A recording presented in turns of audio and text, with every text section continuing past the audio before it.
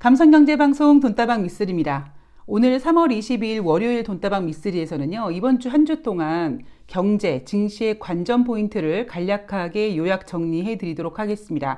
사실 제가 어제 일요일에 방송을 올려드리겠다고 했는데, 여러분 옆에 영상 보시면 아시겠지만, 저의 정신적 지주, 우리 행운이가 토요일날 방송 올린 다음에 봄비가 촉촉히 내렸는데요.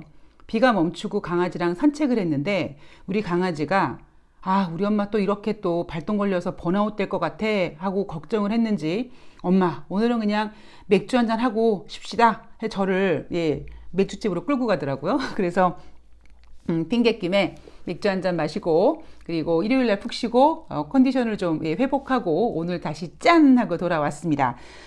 앞으로 유튜브를 통해서요, 우리 행운이와의 어떤 그 일상들도 브이로그식으로 좀 간략하게 좀 올려드리려고 노력을 하고 있습니다. 왜냐면 돈다방 미쓰리는 감성경제 방송이니까 그런 감성적인 면도 여러분들께 전달해 드릴 수 있는 그런 방송을 만들도록 하겠습니다. 물론 효녀인 우리 행운이가 엄마 또 저러다 번아웃 될 것 같아. 그래서 저를 맥주집으로 끌고 갔다. 라고 말씀드렸지만, 사실 개인적으로도요, 이번 주 참 저에게는 어려운 시간이 될 것 같습니다. 왜냐하면 2주 전만 하더라도 제가 방송에서 아주 자신있게 여러분, 이번 주는요, 조 바이든 대통령의 1조 9천억 달러 경기 부양책, 기승전결, 아름다운 결을 위한 아주 예쁜 판이 짜여졌습니다. 라고 말씀드렸고요. 지난주만 하더라도 여러분 이번 주는요. 미국의 인플레이션 우려 뒤로 하고 미국 경기 회복에 대한 자신감을 좀 드러낼 것 같습니다. 라고 말씀드렸는데요. 이번 주는 참 사이즈가 나오지 않습니다. 참 어렵습니다. 어려운 이유는 뭐냐면요. 우선 FOMC 회의를 앞두고 FOMC 연준 의원들 입에다가 자물쇠를 이렇게 봉했거든요. 근데 이제 그 봉인된 자물쇠가 풀려서 이번 주에는 제롬 파월 연준 의장의 연설과 토론도 많이 예정되어 있고요. 그리고 그 이외에 연준 의원들의 연설과 발언들이 많이 준비되어 있습니다. 그래서 과연 이번 주 뉴욕 증시는 그렇게 연준 의원들의 말들에 대해서 얼마나 휘둘리는지가 관건이 될 것 같고요. 그리고 경제 지표 같은 것도 주택 지표가 발표가 되고 그다음에 개인 소비 지출이 발표가 되면서 굉장히 혼조세인, 그러니까 경제 지표가 모두 잘 나오는 것도 아니고 또 다 안 나오는 것도 아니고 어떤 건 잘 나오고 어떤 건 못 나오고 참 혼란스러운 그런 시장이 되지 않을까라고 생각을 하고 있습니다. 우선 전문가들의 전망들을 좀 제가 살짝 훔쳐봤습니다. 그랬더니 미국 연준이 테이퍼링 가능성을 일축했다. 그래서 시장은 불안감보다는 안도감이 더 큰 시장이 될 것 같다라고 전망하고 있습니다. 지난주 FOMC 회의에서 제롬 파월 연준 의장은 금리 2023년까지 인상하지 않을 거라고 얘기했던 그 부분이 주식시장에 안도감을 줄 거라는 거죠. 그런데 의외로 주식시장은 그런데 2023년 안에 금리를 인상해야 되는 거 아닌가라는 우려감 때문에 다시 미국의 국채금리가 술렁거리고 있습니다.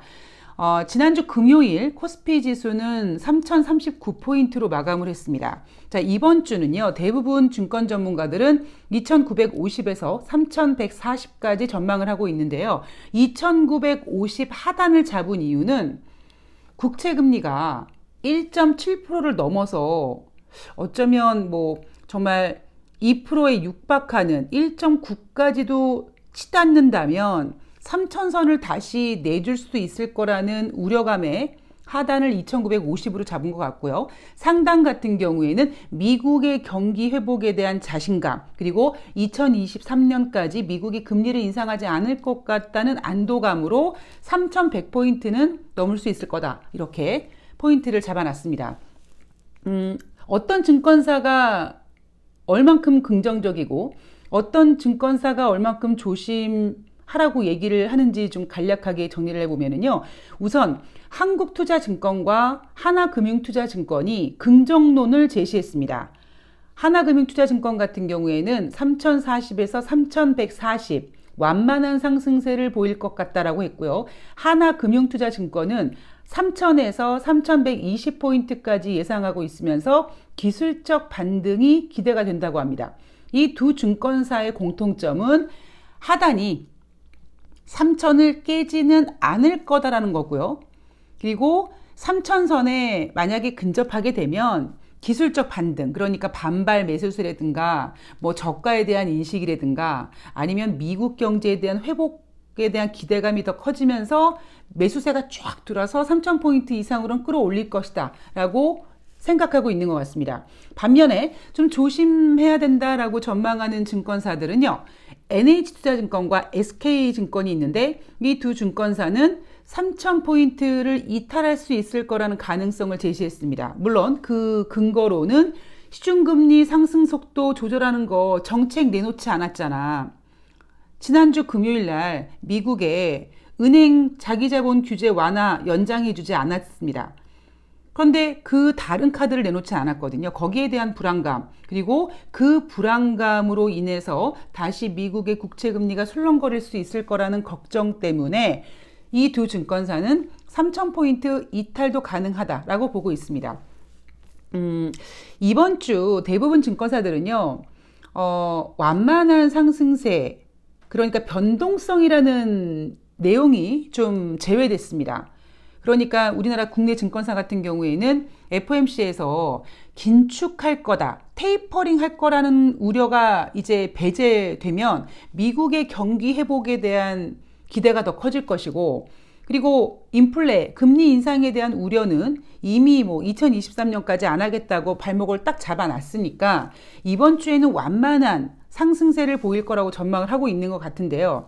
저는 오히려 이번 주에 좀 변동성이 좀 커지지 않을까, 술렁술렁거리지 않을까라고 생각하고 있습니다. 그리고 그 근거로는 이번 주에 연준 의원들의 발언, 제롬 파월 연준 의장이요, 당장 22일, 그리고 23일, 24일 이렇게 계속 연설과 토론이 준비되어 있습니다. 물론 제롬 파월 연준 의장의 발언이 시장에 큰 영향을 주지는 않을 것 같습니다만, 지난번에 은행 자기자본 규제 완화 연장을 해주지 않았기 때문에 미국 증시는 도대체 그러면 앞으로 금리가 계속 올라가면은 도대체 뭘로 이 출렁거리는 국채 금리를 잡을 거야 라는 것에 대한 궁금증을 가지고 있는데, 과연 제롬 파월 연준 의장이 어떤 얘기를 할지가 지금 가장 관심에 집중되어 있거든요. 미쓰리가 생각했을 때 제롬 파월 연준 의장은 그닥 그렇게 능력이 좋아 보이지 않는다라고 생각하고 있지 않습니까? 제롬 파월 연준 의장이 이번에 은행 자기자본 규제 완화 연장을 해주지 않는 모습을 보면서 제롬 파월 연준 의장이 너무 좋게 보고 있구나. 굉장히 소심하고 조심스러운 사람이긴 하지만 그럼에도 불구하고 지금 현재로서는 은행 자기자본 규제 완화 그까짓 거 연장 안 해줘도 돼 라고 할 정도로 굉장히 경제를 좋게 보고 있구나, 큰 문제가 없을 거라고 보고 있구나라고 생각을 했거든요. 따라서 이번 주에 과연 제롬 파월 연준 의장이 어떤 토론이라든가 23일 같은 경우에는 제닛 옐런 재무장관과 함께 하원 증언을 하게 되는데요. 무슨 얘기를 할까? 시장에서 원하는 거 내놓지 않을 것 같습니다. 여전히 일관성 있게 지난번에 얘기했잖아. 금리 인상 당장 안 한다고. 그리고 여차하면 뭐 할 수 있는 모든 수단과 방법을 다 동원하겠다, 이런 이야기로 일관성 있게 얘기를 할 것 같고요. 나머지 연준 의원들의 발언들은 샌프란시스코, 그다음에 연준 부의장, 연준 이사, 뉴욕 연방은행 총재, 세인트루이스 연방은행 총재, 애틀란타 연방은행 총재, 시카고 연방은행 총재, 이들이 FOMC 회의가 진행되기 전에 한 열흘 정도 전부터 블랙아웃, 즉 입에다가 자물쇠를 채했는데 그 자물쇠가 봉인되면서 과연 이들이 뭐라고 얘기를 할지, 그 한마디 한마디에 증시가 굉장히 관심을 보일 것 같습니다. 그래서 이번 주는요, 사실 어떤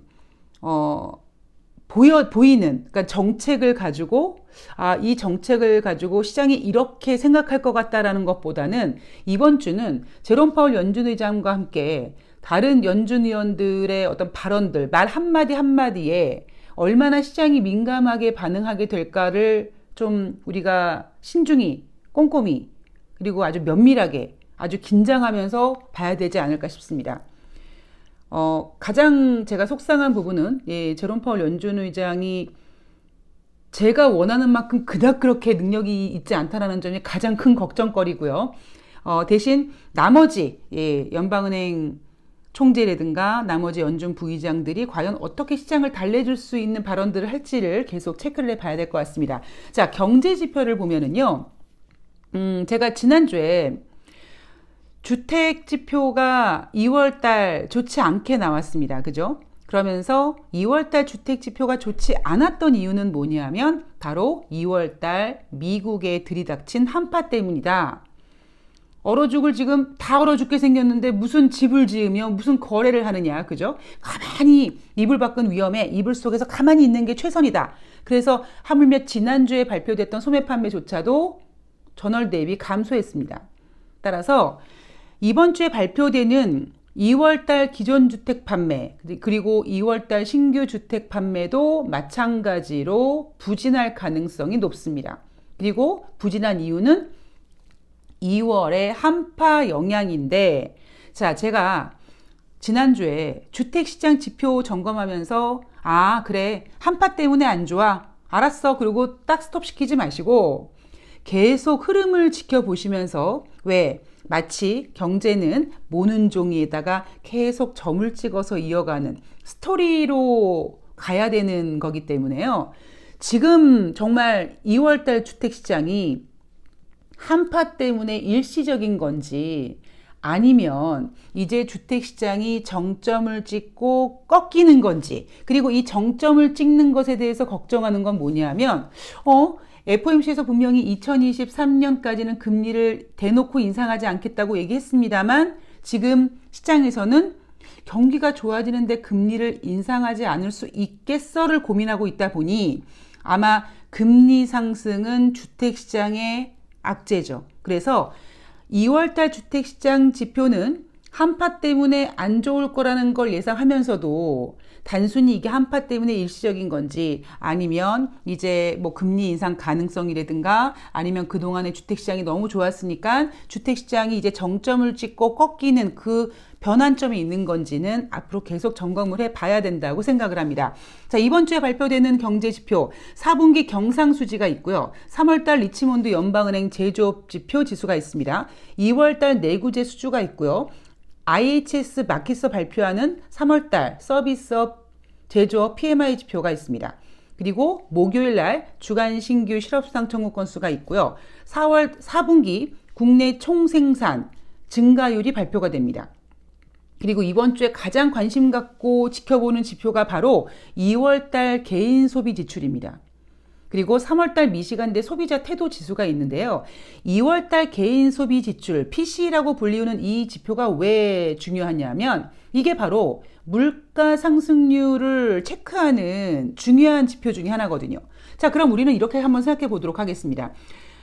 이번 주에 대부분 많은 전문가들이 2월 개인 소비 지출 요거 되게 중요한 지표다라고 하는데 주택시장 지표도 2월달 한파 때문에 부진했고 소매 판매도 한파 때문에 부진했다. 그런데 이번 주 후반에 발표되는 2월달 개인 소비 지출 과연 한파라는 악재를 가지고 얼만큼 미국인들이 소비를 했는지 글쎄요. 전월 대비 크게 증가되지는 않을 것 같다는 예상을 조금 하게 되죠. 왜? 한파라는 특별한 케이스가 있으니까. 대신에 2월달 내구재 수주라든가 아니면 2월달 개인 소비 지출, 즉 2월달에 관련된 지표들은 주택시장과 함께 소매 판매까지 조금 한파 덕분에 부진했다고 합니다. 그런데 그 이외에 3월달 리치몬드 연방은행 제조업 지수라든가 IHS 마켓에서 발표하는 3월달 PMI 서비스업 제조업 지표 그리고 3월달 미시간대 소비자 태도 지수는 아마 미국의 경기 회복 기대의 심리를 좀 작용이 돼서 잘 나올 가능성이 있습니다. 그래서 저는 오히려 2월달 개인 소비 지출은요, 예, 한파 때문에 우리가 인플레이션을 우려할 만큼 크게 걱정하지는 않게끔 나오지 않을까. 그런데 지금 가장 큰 관점은 과연 연준이 금리를 2023년에 그 이후에 인상하겠다고 얘기를 해놨는데 미국 경제 성장률과 물가 상승률 목표치는 높여놨고 지금 시장에서 우려하고 있는 거는 정말 2023년까지 금리 인상 안 하고 버틸 수 있겠니? 라고 걱정하는 부분이고 그래서 시장이 강력하게 원하는 게 뭐냐면 혹시 그 기대가 그 심리가 시장에 작용돼서 국채금리가 1.9 정도까지 올라가면 뭐 내놓을 카드가 뭔데 이게 핵심 포인트입니다. 그래서 오히려 제 생각에는 미쓰리 생각에는 이번 주에는 우리가 뭐 인플레이션을 걱정하고 있는 뭐 개인 소비 지출 이 지표 이런 것보다는 오히려 전체적으로 지난번 FOMC 결과물 제롬 파월 연준 의장이 금리는 2023년까지 인상하지 않겠습니다. 그런데 미국 경제 좋아질 겁니다. 물가 상승률 전망치 높여놨고요. 경제 성장률 전망치도 상향 조정했습니다. 실업률도 낮춰놨습니다. 그래서 이번 주에는요. 어쩌면 주식시장과 주식시장이 저는 오히려 때를 쓰지 않을까. 뭐 내놓을 건데. 그 얘기는 뭐겠습니까? 예, 이번 주에는 미국 경제가 그렇게 좋다고 하는데 2월달 개인 소비 지출이 별로 안 좋잖아. 에이 그거는 한파 때문이야. 그런데 3월달 미시간대 소비자 태도 지수는 좋아. 게다가 여러분 3월 11일에 1조 9천억 달러 부양책이 조 바이든 대통령이 서명하면서 이미 미국 국민들은 현금을 쥐고 있습니다. 그럼 그런 모든 지표, 그런 모든 정책들이 소비자 태도 지수 같은 데 반영이 돼서요. 2월달 경제 지표가 만약에 부진하게 발표되는 거는 한파 때문이라고 해석을 할 수 있지만 3월달 지표들은 오히려 인플레를 자극하게 되는 그런 걱정을 만들 수 있습니다. 따라서 이번 뉴욕 증시는요. 이번 주 뉴욕 증시는 제롬 파월 연준 의장 그리고 그 이외의 연준 의원들이 만약에 너 국채금리 한 1.8% 이상 올라가면 이거 좀 걱정되지 않겠니? 뭐 내놓을 거 뭐 있겠어? 단순히 그냥 모든 수단 이렇게 얼버무리지 말고 확실한 거 하나만 좀 내놓으면 안 될까라는 거를 압박하는 그런 한 주가 되지 않을까 싶습니다. 따라서 저는 오히려 증권사들은 완만한 상승을 예상하고 있지만 저는 이번 주는 변동성이 좀 커지지 않을까라는 장중에 변동폭이 왔다 갔다 할 가능성이 있지 않을까라고 생각하고 있습니다. 자, 제가 생각하고 있는 한 주는 이렇습니다. 좀 어려워요. 이렇게 앞에 두 주처럼 이렇게 똑 부러지지 않고 상당히 머리가 아픈 한 주가 될 것 같습니다. 일단 미국 시장의 뚜껑이 열리는 거를 보고요. 이제 다시 한번 제가 만들어 놓은 큰 시나리오를 다시 세밀하게 점검하고 그 이외의 변수들을 찾아가면서 아주 시장을 냉정하고 침착하게 다스릴 수 있는 그런 여러분들이 되실 수 있도록 제가 최선을 다하도록 하겠습니다. 저는 내일 방송에서 뵙도록 하겠습니다. 오늘 하루 화이팅 하시고요. 이번 주 한 주 좋은 하루, 좋은 한 주 되시기 바라겠습니다. 고맙습니다.